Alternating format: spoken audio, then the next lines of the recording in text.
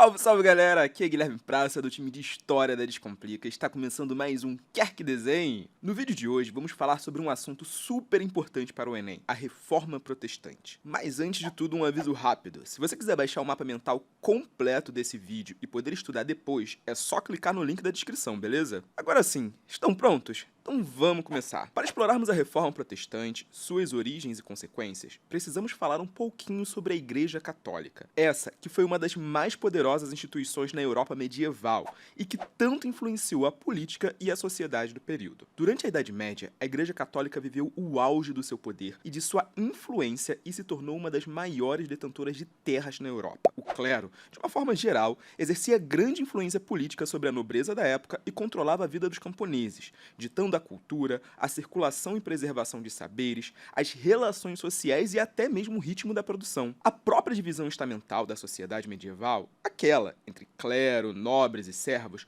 foi sustentada pelo pensamento católico como uma vontade de Deus. Todo esse poder e bens acumulados durante a Idade Média, no entanto, provocou grandes mudanças na própria doutrina católica. Se nas pregações de Cristo havia defesa da humildade, de uma vida próxima aos pobres e necessitados e com condenações à soberba, parte da Igreja Católica acabou se afastando dessas palavras. O poder e as riquezas trouxeram para o clero a corrupção, disputas internas, avareza, arrogância e uma preocupação maior com as questões temporais do que com as espirituais. Além de todos esses problemas envolvendo a corrupção do clero, três questões principais se destacavam e eram alvos de críticas: a simonia, a condenação à usura e a venda de indulgências. A prática da simonia se popularizou na Idade Média como a compra e venda de coisas espirituais. Nesse período, eram vendidos cargos eclesiásticos, favores divinos ou itens supostamente sagrados. No caso dos cargos, havia muitas situações de nepotismo, com favorecimentos políticos entre clero e nobreza. Uma perspectiva assim mais econômica, a condenação à usura era algo que incomodava principalmente a nascente burguesia. Durante a Baixa Idade Média, com o renascimento urbano e comercial, a burguesia passou a ascender economicamente e utilizou os empréstimos e as taxas de juros como forma de obter lucro. Contudo, a própria escritura condena a cobrança de juros por dinheiro emprestado. A partir do século XI, com o crescimento das redes comerciais e dos empréstimos, a Igreja Católica passou a fiscalizar mais os juros e a atuar contra a cobrança de taxas abusivas. O entendimento era de que esse tipo de lucro não era obtido pela produção e pelo trabalho, mas sim através do ócio e da exploração do tempo. Se o tempo pertence apenas a Deus, os homens não poderiam utilizá-los para seus benefícios financeiros. Nesse cenário, a condenação à usura se tornou um obstáculo para o enriquecimento de uma burguesia ainda muito conectada aos valores morais da Igreja Católica. Além disso, as críticas sobre os lucros da burguesia e as condenações à riqueza levantaram também suspeitas sobre o enriquecimento da própria Igreja Católica. Afinal, como ela podia condenar os ricos, sendo ela também ligada aos bens materiais? Por fim, uma terceira questão que se desenrolou na Idade Média foi a chamada venda de indulgências. Essa prática definiu o comércio do perdão e da salvação, feito pela própria Igreja. Assim, pecadores que pudessem comprar a salvação ofereciam para a Igreja dinheiro, terras e outras riquezas em troca da remissão de pecados e de um lugar no céu. Práticas como a simonia e a venda de indulgências renderam muitas riquezas à Igreja Católica, mas também muitas críticas. Durante a Idade Média, os chamados movimentos sectários cresceram por toda a Europa com fiéis que decidiram se afastar da Igreja Católica e se entregar a movimentos que tentavam resgatar um cristianismo primitivo, distante daquela avareza do clero e mais próximo da humildade do Cristo. Teólogos católicos também observaram essa decadência da Igreja e escreveram abertamente críticas às práticas corruptas de parte do clero, sugerindo mudanças. Um dos casos mais emblemáticos no século XVI foi o de John Wycliffe. O teólogo inglês condenou as indulgências, criticou a corrupção no clero e defendeu que a Igreja deveria se apegar apenas ao poder espiritual e não ao temporal, sendo essa uma tarefa dos estados. John Wycliffe, no entanto, foi censurado pela Igreja, considerado herético e seus textos não tiveram uma ampla circulação pela Europa, o que conteve sua influência. Apesar disso, as palavras de Wycliffe não foram completamente apagadas e puderam ainda influenciar outros monges e teólogos, inconformados com a decadência e as práticas da igreja medieval. No século XVI, o teólogo Martinho Lutero manteve essas críticas e se destacou como um dos principais nomes de um fenômeno que rompeu com a unidade cristã da Idade Média, a Reforma Protestante. Esse evento marcou o século XVI como um dos principais fenômenos religiosos e políticos da Idade Moderna, por propor reformas no cristianismo e por influenciar diretamente na formação de estados e no desenvolvimento do próprio capitalismo. Como visto, o monge alemão Martinho Lutero é considerado como um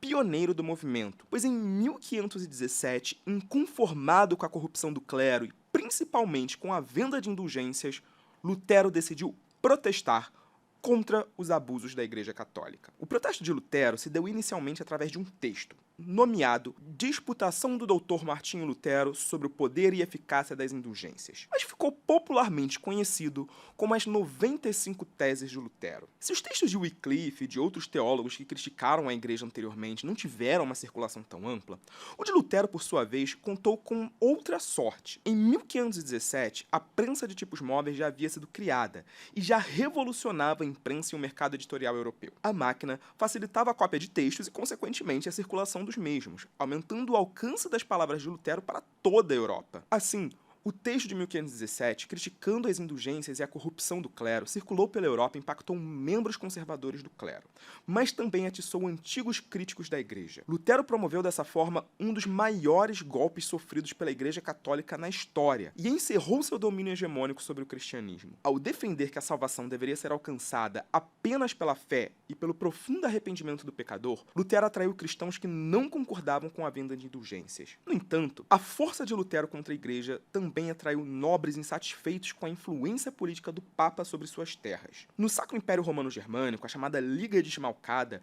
reuniu príncipes protestantes que defendiam Lutero. Por outro lado, as palavras de Lutero também aproximou burgueses insatisfeitos com as condenações por usura e camponeses cansados das opressões do sistema estamental. No caso dos camponeses, a reforma demonstrou uma face ainda mais radical, com diversas revoltas, algumas lideradas por Thomas Müntzer e seu movimento anabatista. Apesar de ter sido condenado e excomungado em 1521, Lutero continuou incitando seus apoiadores, elaborando novas críticas e chegou a lançar as bases para uma nova doutrina, que ficou conhecida como luteranismo. No documento das Confissões de Augsburgo, de 1530, o luteranismo se estabeleceu como uma religião protestante, que defendia principalmente a salvação somente pela fé, mas também que advogava a favor da tradução da Bíblia para línguas locais, valorizava os cultos nas línguas nacionais, a Bíblia como o único livro sagrado e que poderia ser lido e interpretado sem mediadores, a negação das imagens e do culto aos santos e diversas outras questões. Embora Lutero seja considerado por muitos como um protagonista da Reforma Protestante, suas palavras ecoaram ainda sobre outros teólogos que decidiram expressar suas críticas e traçar novos caminhos e sugestões de reformas. Dentre os reformadores mais importantes do século XVI, destaca-se também a figura de João Calvino.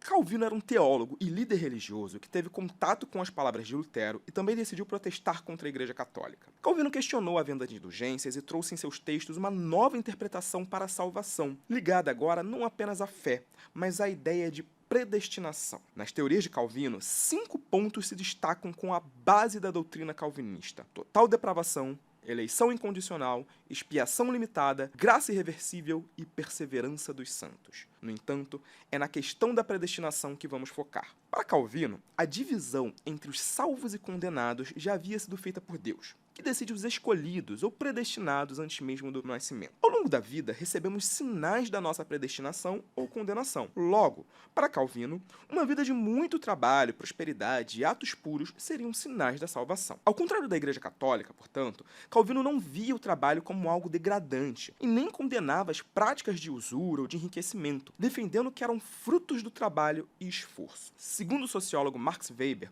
em sua Ética Protestante, o calvinismo, através dessas ideias, foi amplamente abraçado pela burguesia da época, e essa visão foi fundamental para o desenvolvimento do capitalismo na Idade Moderna. O protestantismo, assim, ganhou muitos adeptos pela Europa e influenciou diversas novas religiões, sobretudo através da atuação de teólogos e monges. Contudo, na Inglaterra, o protestantismo se manifestou de uma forma pouco diferente. Ainda no século XVI, o rei inglês Henrique VIII era católico e tinha amplo apoio da Igreja Católica, sobretudo na figura do cardeal Thomas Wolsey, que fora extremamente influente na monarquia inglesa. Contudo, A reforma protestante inglesa tem seu epicentro justamente nos conflitos entre o rei e a igreja. O poder do Papa sobre a nobreza inglesa era muito grande e as terras do clero no reino eram cobiçadas por toda a nobreza. Esse interesse da nobreza de reter maior poder e riquezas, afastando a presença da igreja, influenciou o próprio Henrique VIII no século XVI. Contudo, o grande estopim desse rompimento foi o próprio casamento do rei.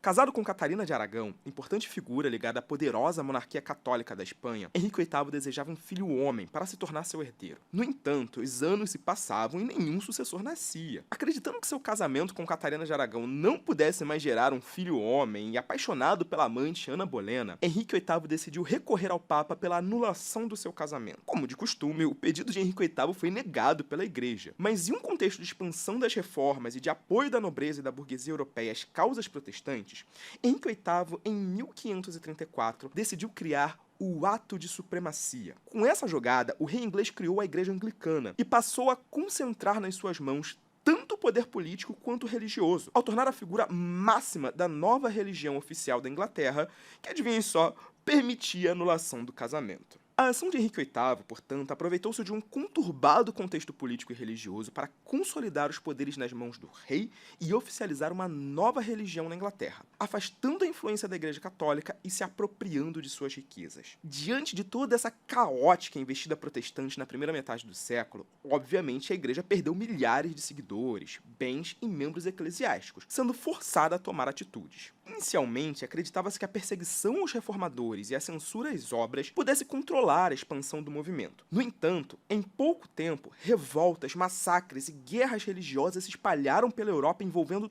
todos os estamentos sociais e exigindo cada vez mais que os estados centralizassem seu poder na figura de líderes que pudessem controlar o caos. Com a dificuldade em resolver tais problemas, a Igreja decidiu lançar uma resposta aos reformadores, conhecida como a Contra-Reforma ou Reforma Católica. Para muitos historiadores, a Igreja, na verdade, já estaria promovendo reformas desde a Idade Média, e momentos como a criação da Companhia de Jesus, em 1535, por Inácio de Loyola, seriam um exemplo dessas longas reformas.